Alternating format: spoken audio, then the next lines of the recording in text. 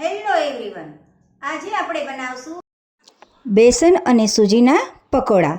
તો ચલો બધી ટિપ્સ અને ટ્રિક્સ સાથે રેસીપી શરૂ કરીએ. એક બાઉલમાં 2 કટોરી કરકરો ચણાનો લોટ લીધો છે.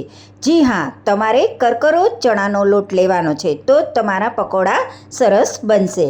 હવે તેમાં પા વાટકી જેટલો રવો ઉમેરીશ.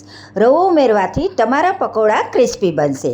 હવે તેમાં એડ કરીશ 1 ટેબલસ્પૂન જેટલા ધાણા, 7થી 8 નંગ મરી, 1 નંગ ઝીણી સમારેલી ડુંગળી, 4-5 કળી ઝીણું સમારેલું લસણ અને 1 નંગ ઝીણું સમારેલું લીલું મરચું, સાથે પોણી કટોરી જેટલી ઝીણી સમારેલી કોથમીર એડ કરી છે. હવે સ્વાદ અનુસાર મીઠું એડ કરીશ. સાથે 1 ટીસ્પૂન જેટલી ખાંડ એડ કરીશ.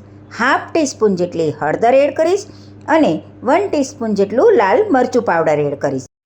1 ટીસ્પૂન જેટલું ધાણા જીરું એડ કરશું અને 1/2 ટીસ્પૂન જેટલો ગરમ મસાલો એડ કરશું. સાથે 1/2 ટીસ્પૂન જેટલી હિંગ એડ કરીશું અને 1 નાની કટોરી દહીં એડ કરીશું. દહીં એડ કરવાથી પકોડાનો ટેસ્ટ સરસ લાગશે. આ બધી ટિપ્સ અને ટ્રિક્સથી જો તમે પકોડા બનાવશો તો તમારા પકોડા સરસ બનશે.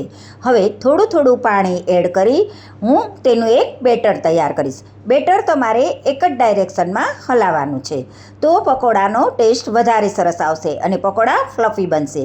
10 મિનિટ બેટરને રેસ્ટ આપ્યા બાદ તેમાં ગરમ તેલ એડ કરીશું. ગરમ તેલ મેં અત્યારે 2 ટીસ્પૂન જેટલું લીધું છે અને તેને એક જ ડાયરેક્શનમાં હલાવી લઈશું. તેલને મેં ગરમ કરવા રાખી દીધું છે. પકોડામાં વધારે તેલ ન આવે એટલે એમાં 1/2 ટીસ્પૂન જેટલું મીઠું એડ કરીશું. જરૂરથી આ ટ્રીક ફોલો કરજો. હવે મીડિયમ ફ્લેમ ઉપર પકોડાને આપણે તળી લઈશું. ગેસની ફ્લેમ જરા પણ ફાસ્ટ રાખવાની નથી. તેલમાં પકોડા નાખ્યા પછી તરત જ જારો લગાવવાનો નથી. થોડા પકોડા એક સાઈડ કૂક થઈ જાય પછી તમારે જારાની મદદથી તેને પલટાવી દેવાના છે અને એને લાઇટ ગોલ્ડન કલરના તળી લેવાના છે. બેટરમાં આપણે ખાવાનો સોડા એડ નથી કર્યો છતાં પણ પકોડા એકદમ સોફ્ટ અને જાળીદાર બનશે. પકોડા બનીને રેડી થઈ ગયા છે. મેં એને ટમેટો કેચઅપ સાથે સર્વ કરી દીધા છે.